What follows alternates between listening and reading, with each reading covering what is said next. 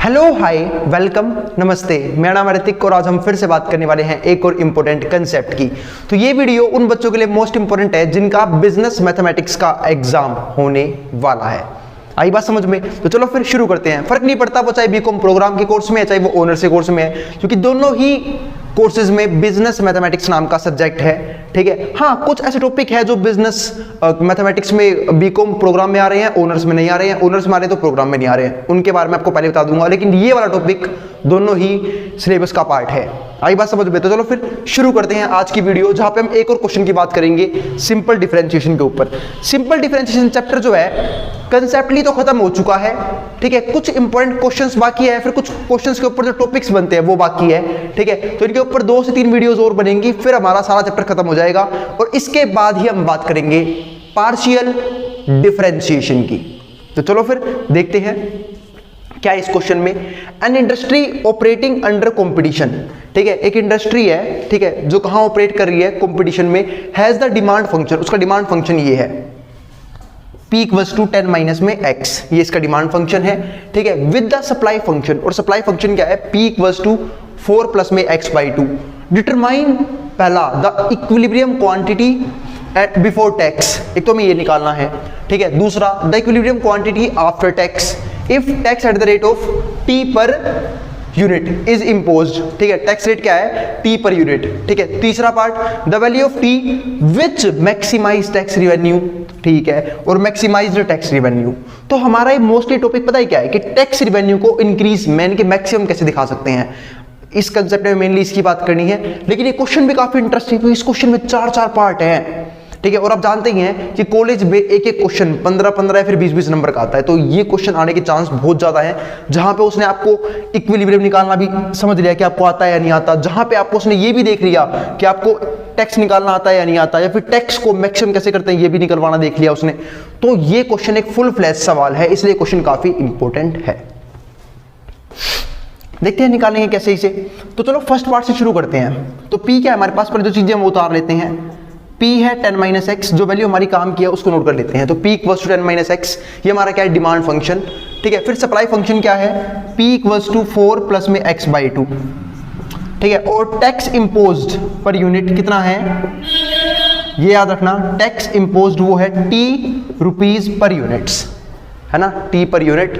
तो ध्यान रखना ये हमारे पास 3 चीज काम की थी जिसको हमने यहाँ पे लिख लिया है। अब मैंने देखा पहले पार्ट को, किसको देखा? पहले पार्ट को, और उसने क्या बोला पहले पार्ट में? इक्विलिब्रियम क्वांटिटी बिफोर टैक्स निकाल दे। तो कोई बच्चा बताएगा इक्विलिब्रियम क्वांटिटी मैंने कैसे निकालना सिखाया था? हमने बात करी थी, जब हमने बात करी थी इक्विलिब्रियम के कंसेप्ट की। ठीक है, कि इक्विलिब्रियम वो अवस्था होती है जहां पे डिमांड और सप्लाई क्या होते हैं? बराबर होते हैं। मतलब वो प्राइस लेवल या और वो क्वांटिटी लेवल जहां पे डिमांड इक्वल्स टू सप्लाई हो। आई बात समझ में? तो चलो फिर उसे हम बोलते हैं इक्विलिब्रियम की सिचुएशन। तो उसने से क्या मांगा है? Equilibrium quantity before tax. तो बहुत बढ़िया, हमारे पास डिमांड फंक्शन भी है, हमारे पास सप्लाई फंक्शन भी है, दोनों को इक्वेट कर दो। तो बस तो मैं क्या लिख दूंगा यहाँ पे? D फर्स्ट पार्ट के लिए D equals to S, demand equals to supply. Demand कितना है हमारे पास? 10 माइनस में x, और सप्लाई कितनी है? वो 4 प्लस में x बाई 2। अब सोल्व कर दो इसे। और सोल्व कैसे करोगे? देखो ध्यान से, ये माइनस का x है, मजा क्या हो जाएगा? प्लस का x, और ये 4 यहाँ के माइनस का हो जाएगा। तो 10 माइनस में 4 x बाई 2, और ये प्लस में क्या हो जाएगा हमारे पास? x। ये x वहां से प्लस का हो गया और ये वाला 4 यहाँ के माइनस का हो गया। तो 10 में 4 गए कितना? 10 में 4 गए कितना आ गया? 6। इसके नीचे 1 है, तो यहाँ पे क्या हो जाएगी? अब देखो एलसीएम लेना है और सोल्व करना है इसे, फ्रैक्शन सोल्व करना आपको आता ही होगा। अब इसके नीचे 1 है तो डायरेक्टली इससे गुणा कर दिया करो। तो कितना आ गया? 2x प्लस में x, ये बन जाएगा हमारे पास 3x बाई 2। ठीक है, 2 आ गया यहाँ पे। अब डिवाइड में यहाँ पे किस में जाएगा? मल्टीप्लाई में, यानी कि 6 मल्टीप्लाई में 2 बराबर किसके आ गया? 3x के। अब अगर ध्यान से देखूं तो 6 गुणा में 2 कितना हो जाएगा? 12। तो 12 हो गया, और 3 है यहाँ पे मल्टीप्लाई में। अब मल्टीप्लाई से 3 कहाँ पे आएगा? यहाँ पे डिवाइड में। तो x की वैल्यू क्या आ जाएगी? 12 बाई 3 यानी कि 4, यानी कि x की वैल्यू आ चुकी 4, यानी कि ये वो क्वांटिटी आ गई।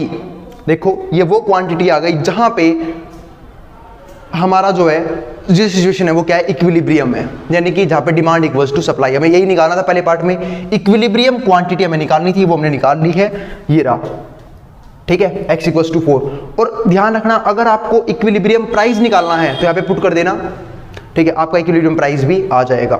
आई बात समझ में, कोई दिक्कत यहाँ तक नहीं होनी चाहिए। ठीक है, हाँ कहीं भी पुट करो, जरूरी नहीं कि सिर्फ आपको ये पे पुट करना है, आप यहाँ भी पुट कर सकते हो। जो सोचो भैया पी तो यहाँ भी है, क्योंकि देखो अगर मैं 4 को यहाँ पे रखूंगा 10 में 4 गए 6 यहाँ पे भी आ जाएगा, और अगर 4 यहाँ पे रखोगे तो 4/2 2 और 4 + 2 हो जाएगा 6। तो इक्विलिब्रियम प्राइस दोनों ही जगह से निकाला जा सकता है। ठीक है, अगर उसने बोला होता तो, बोला तो है नहीं। तो फर्स्ट पार्ट तो हमारा कवर हो गया। अब बात करते हैं सेकंड पार्ट की। तो उम्मीद है आपको पहला पार्ट समझ में आ गया होगा। ठीक है, फिर भी कोई डाउट कोई क्वेरी रह जाए तो आप नीचे कमेंट बॉक्स में कमेंट डाल देना। ठीक है, या फिर चैनल के डिस्क्रिप्शन में जाके आप मेरा, ठीक है, आप मुझे चाहे फॉलो भी कर सकते हैं, वहाँ पे अपने क्वेश्चंस भी पूछ सकते हैं, और कोई भी क्वेरी हो आप वहाँ भी बता सकते हैं। आई बात समझ में? ठीक है, फिर चलते हैं फिर सेकंड पार्ट के ऊपर। और हाँ भाई, अगर वीडियो पसंद आई हो तो वीडियो को लाइक करना और चैनल को सब्सक्राइब भी कर लेना, और उस ग्रुप में शेयर कर देना। ठीक है, जिनका बिजनेस मैथमेटिक्स का एग्जाम अब होने वाला हो। देखते हैं यहाँ पे क्या लिखा हुआ है अगले पार्ट में। Second part, the equilibrium quantity after tax. अब हमें निकालनी है इक्विलिब्रियम क्वांटिटी। क्या निकालनी है? इक्विलिब्रियम क्वांटिटी, पर वो भी कब?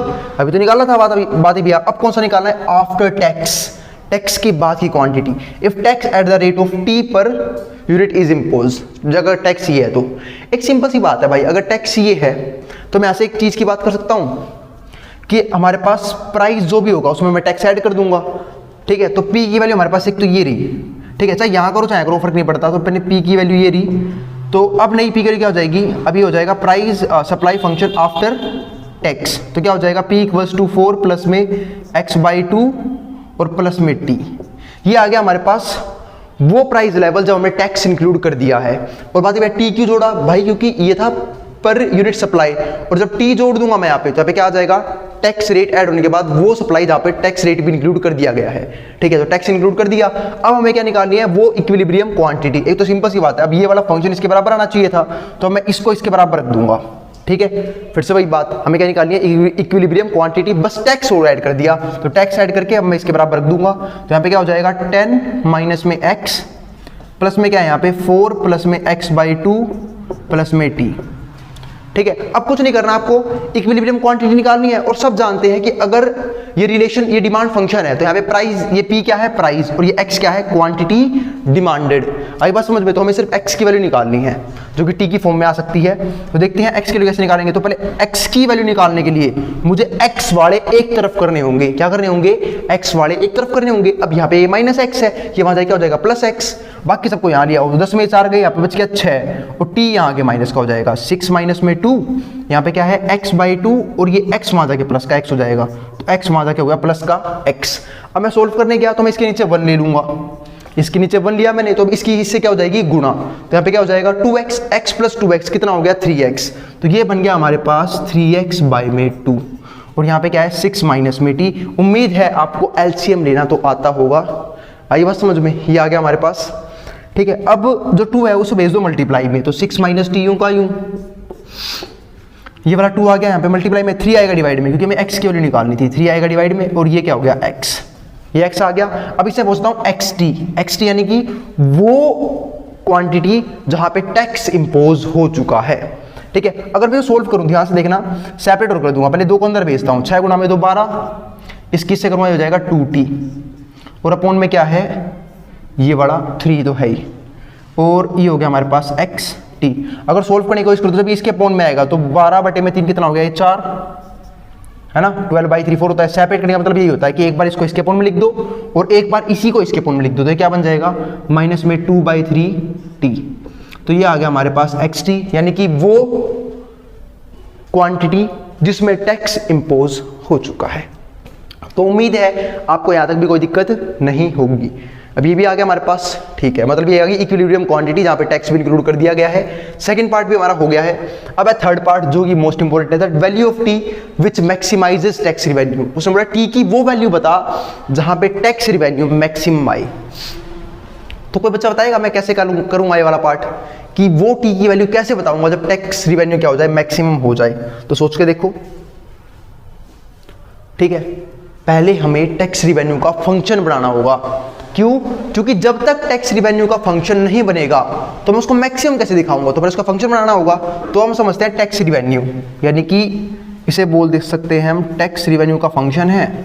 तो टैक्स रिवेन्यू का फंक्शन कैसे बनेगा? एक सिंपल सी बात है, ये क्या ही है, वो क्वांटिटी ठीक है जहां पे टैक्स इंक्लूड हो चुका है। अगर मैं इसकी पर यूनिट टैक्स के प्राइस से मल्टीप्लाई कर दूं, क्योंकि पर टैक्स का रेट क्या है, टी पर यूनिट, टी से मल्टीप्लाई कर दूं तो टोटल टैक्स आ जाएगा। भाई ये है क्वांटिटी, ठीक है, जो मैं सप्लाई करने वाला हूं या फिर जो डिमांड की जा रही है, ठीक है, इसकी जब मैं टी से मल्टीप्लाई कर दूंगा तो क्या आ जाएगा, ठीक है, टैक्स रिवेन्यू का फंक्शन।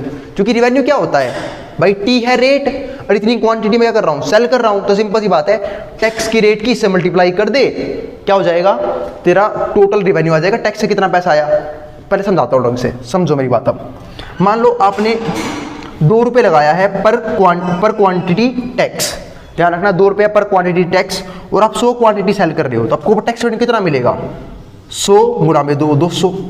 या फिर गवर्नमेंट मान लो 2 रुपये टैक्स लगा दिया है 100, और हम वो जो फर्म है वो बेच रहे 100 क्वांटिटी, तो उसके ऊपर कितना टैक्स लगेगा, 200 रुपये का। कैसे पता, क्या मल्टीप्लाई कर दी, वही काम मैंने वहां पे करवाया है। तो करते हैं वहां पे काम, टैक्स रेवेन्यू क्या करेंगे हम, टी की मल्टीप्लाई कर देंगे उस क्वांटिटी से जहां पे टैक्स लग चुका है। ये रहा 4 माइनस में 2/3 टी, ये आ गया। अब सोल्व कर लेते हैं इसे, तो इसे अंदर भेज दो, तो जब टी की 4 से करूंगा तो कितना हो जाएगा 4t, जब टी किससे करूंगा तो 2/3 टी का स्क्वायर। ये आ गया हमारे पास टैक्स रिवेन्यू का फंक्शन। अब मैं करूंगा क्या, अब मैं कर दूंगा इसका डेरिवेटिव। अब ये फंक्शन आ गया, मुझे इसे मैक्सिमाइज दिखाना है। अब हमारा कंसेप्ट काम करेगा मैक्सिमा मिनिमा का, तो बहुत बढ़िया। अब मैं कर दूंगा इसका डिफरेंशिएशन, तो differentiate with respect to t, चूंकि टी यहाँ पे एक वेरिएबल है तो क्या हो जाएगा 4t का क्या हो जाएगा 4, और माइनस में 2/3 तो कांस्टेंट है, वही मल्टीप्लाई में यूं का यूं, ठीक है ना। और टी स्क्वायर का डेरिवेटिव कैसे होगा, x की पावर n वाले फॉर्मूले से, 2 उतर के नीचे आया, ऊपर एक पावर कम हो गई, तो बहुत बढ़िया। ये हो गया 4 माइनस में 2 2 4/3 t, ये आ गया 2 2 4/3 और इनटू में टी, ये आ गया हमारे पास क्या, ठीक है, डिफरेंशिएशन किसके रिस्पेक्ट में, टी के रिस्पेक्ट में, ये आ चुका डेरिवेटिव। अब मैंने कहा था जो भी डेरिवेटिव आ जाए मैक्सिमा मिनिमा के हिसाब से आप उसे क्या कर दोगे, 0 के बराबर रख दोगे, तो बहुत बढ़िया। जो भी डेरिवेटिव आया ये डेरिवेटिव, तो 4 माइनस में 4/3 टी बराबर रख दूंगा 0 के। अब यहाँ से निकालूंगा टी की वैल्यू, तो ये आ जाएगा प्लस का हो जाएगा, तो 4 माइनस में 4t, एक मिनट ध्यान से देखना, ये पूरा पार्ट वहाँ जाएगा क्या हो जाएगा प्लस का, तो ये पूरा वहाँ भेज दिया मैंने, तो ये हो जाएगा 4/3 टी। अब अगर मैं यहाँ से टी की वैल्यू निकाल लूँ तो ये डिवाइड में ही आएगा मल्टीप्लाई में, तो 4 मल्टीप्लाई बाई 3, अब ये 4 है मल्टीप्लाई में, नीचे इसमें आएगा डिवाइड में, ये आ गया 4 से हमारा 4 कट गया, टी की वैल्यू कितनी आ गई 3, यानी कि टी की वैल्यू आ चुकी है 3। अब टी की इसी वैल्यू पे या तो रिवेन्यू मैक्सिमम होगा या मिनिमम होगा। अब बात में ये कौन बताएगा मैक्सिमम मिनिमम में, ये बताएगा सेकंड ऑर्डर डेरिवेटिव, ठीक है, उसे बिल्कुल लास्ट में चलो कर ही देते हैं। सेकंड ऑर्डर डेरिवेटिव भी कहाँ है, फर्स्ट ऑर्डर डेरिवेटिव यहाँ पे हो चुका था फर्स्ट ऑर्डर डेरिवेटिव। तो देखो जब मैं करूंगा यहाँ पे अगेन डिफरेंशिएट,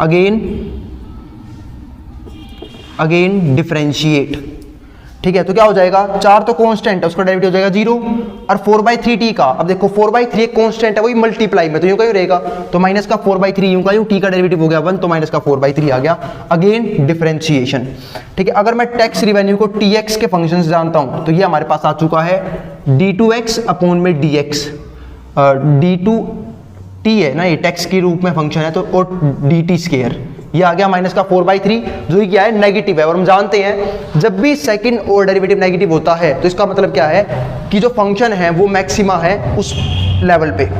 तो भाई मैं बोल दूंगा टैक्स रिवेन्यू का फंक्शन टी के रिस्पेक्ट में जो था वो लेस देन 0 है, so function is maxima, function is maxima at x बराबर एट t बराबर 3, maxima at t equals to 3, इस पे फंक्शन क्या है मैक्सिमा है। अब उसने फोर्थ चीज क्या बोली है, चलो हमने t की वो वैल्यू भी निकाल दी जहां पे फंक्शन मैक्सिमाइज आ चुका था, यानी कि टैक्स रिवेन्यू मैक्सिमम आ चुका था, ठीक है। अब हमें क्या निकालना है, अब हमें निकालना है मैक्सिमाइज रिवेन्यू, बस आखिरी पार्ट है मैक्सिमाइज टैक्स रिवेन्यू। वो कैसे निकालोगे, अब देखो टैक्स रिवेन्यू हमारा क्या था, टैक्स रिवेन्यू था ये, यहाँ वैल्यू पुट कर दो t की वैल्यू 3, तो बस t की वैल्यू 3 है, और मैक्सिमाइज टैक्स रिवेन्यू यहाँ से निकलेगा, तो निकाल लो भाई। जब वैल्यू पुट करूंगा यहाँ पे तो t की वैल्यू 3, तो यहाँ सोल्व कर लेते हैं, तो t की वैल्यू आ गया, तो यहाँ पे 3 पुट हो जाएगा, 4 माइनस में 2/3 और t की वैल्यू 3, अब देखो इस 3 से 3 कट जाएगा, मल्टीप्लाई में है, 4 में 2 गए, 2 बच गया, और 2 गुणा में 3 6।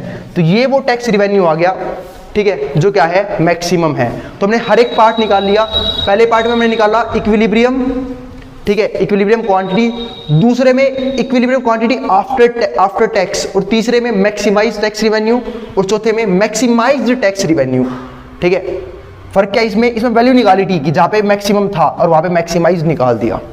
तो ये चारों पार्ट ये हो गए हैं, ठीक है। और क्वेश्चन खत्म हो चुका है टैक्स रिवेन्यू के ऊपर। हमने टैक्स रिवेन्यू को मैक्सिमम कैसे प्रूफ करना है वो समझ लिया है। अब हम बात करेंगे नेक्स्ट वीडियो की, जहाँ पे हम एक और इंपॉर्टेंट कंसेप्ट को डिस्कस करेंगे, जिसको जो उतारना है, स्क्रीनशॉट लेना है, वो ले सकता है, मैं हट रहा हूँ बोर्ड के सामने से।